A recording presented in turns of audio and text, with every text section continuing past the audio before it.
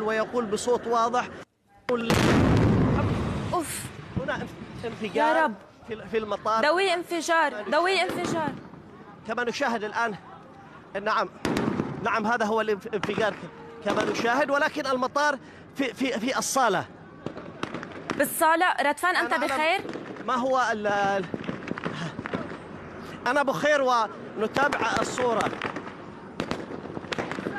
الانفجار داخل الصالة، في إطلاق نار أيضا. تابع اسمع يعني نحن سنتابع هذه الصور. يبدو أنه في انفجار قرب صالة الاستقبال بمطار عدن لحظة وصول الحكومة ومع ترقب خروج الوزراء من الطائرة.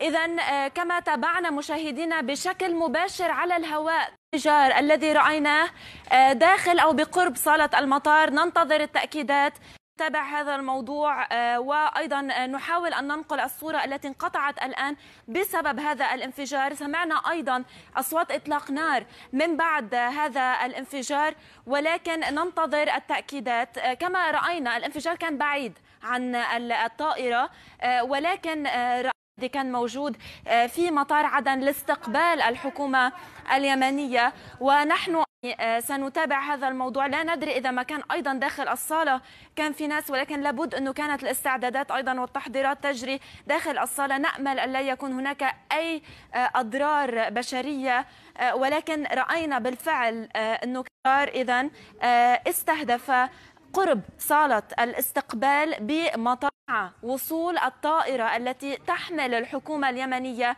ومع قرب خروج الوزراء من الطائرة.